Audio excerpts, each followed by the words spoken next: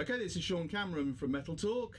Hi guys. At the moment we're in Hogan's Music in Newbury. We're actually in a record studio. I'm with Daniel Leigh from New Device. Hi Daniel. Hi Sean. This is an amazing place, mate. What are you doing here? Well, at the moment I'm teaching at a rock school in Newbury, where basically we get a load of kids together, put them into bands and kind of like whip them into shape and teach them all the craft about what it is to be in a band, songwriting skills, basically listening to each other, working on their playing, and learning like lots of covers and writing their own material. So it's a really great experience. I love the fact you're giving something back to the music business, as it were. Do you know what I mean? You're giving something to the kids to infuse them. And I think for me, when you teach kids, I've been very jaded with the industry for every now and again, and I think what it does when you teach kids, it kind of takes you back to how you felt as a youngster, and it kind of I always leave here with a smile on my face and realizing why I kind of got involved with everything in the first place, and why I picked up the guitar and why I started singing.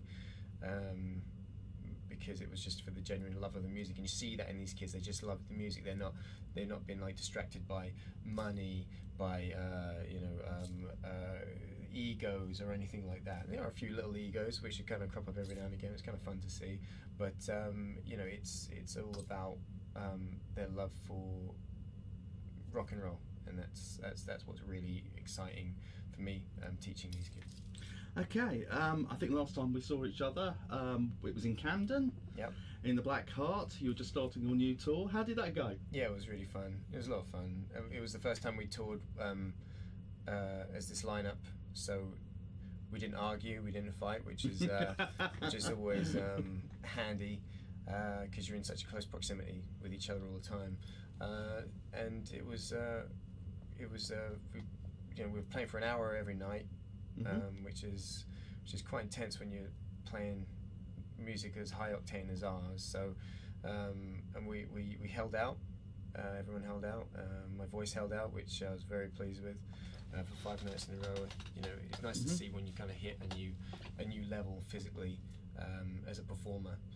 And we had a good time. It was very productive and a very successful load of shows. Excellent. So anything planned for the rest of the year? We've got some more shows coming up, and we're then promoting our new Pledge record, which is probably going to be out in about 3 to 4 months, depending on where the plans lie. Okay. But the record's all done. I have the masters in my car. We're kind of going, what about, we sent it to the guys to get mastered, and then another guy came along and was like, no, it needs to be more like this, and we're sort of A/B testing everything. So but it sounds great. Whatever kind of one we want to go with, it's going to sound really, really fantastic. So very excited to get that out. We have another record which has also been recorded and is ready, but then we'll have to wait until that comes out, which is actually an acoustic record, a dedicated acoustic record, but it's with a full band.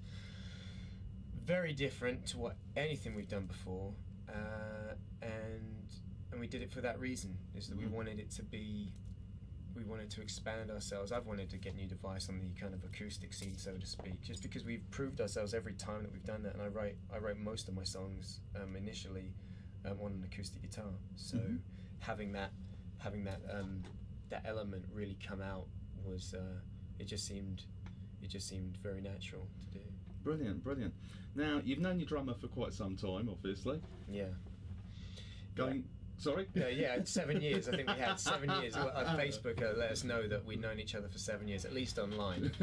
I think I was a bit of a Luddite when it came to the Facebook sort of thing. I resisted it as long as I could, but yeah, 7 years. And of course, New Device took over did the Taking Over album, didn't they? Yep, we did Taking Over. So I've been with Roz since pretty much the beginning of this.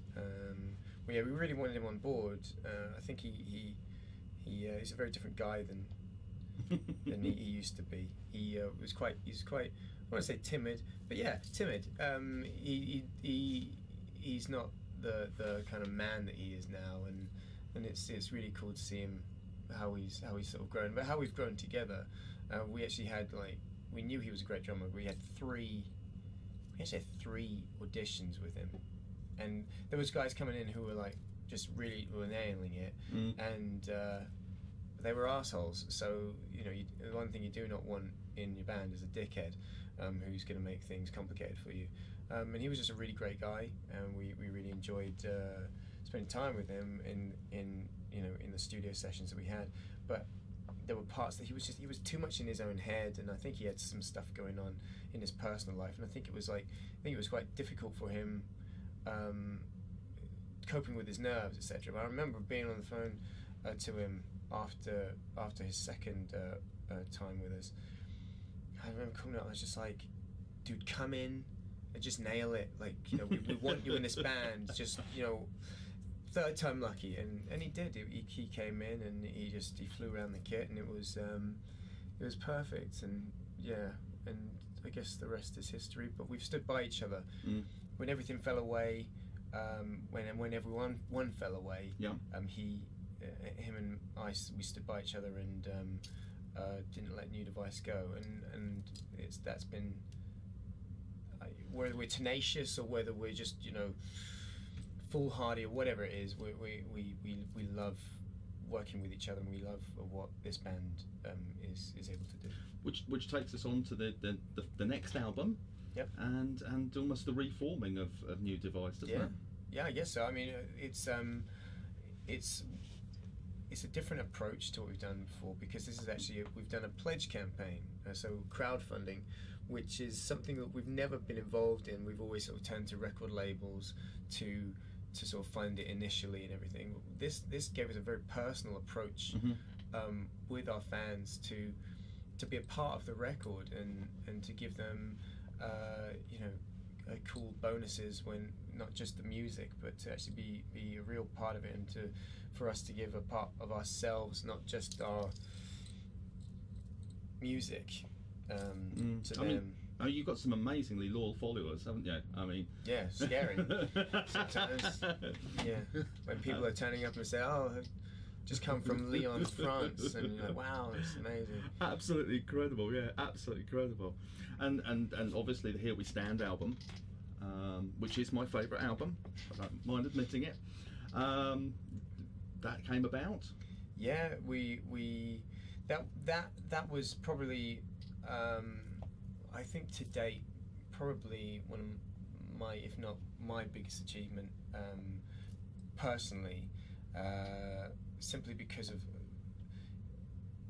the toil and the struggle that we went through, and it represents so much, because there was just myself and Roz. We were in his beat laboratories where he teaches his drums and everything, and I had my acoustic guitar, and I was like, Roz, I've got this song, and it's called Here We Stand, and I started playing it to him, and it was just the two of us, and I'm playing this triumphant song like, here we stand, we're rising up. It's just the two of us, but there's this like triumphant thing. We felt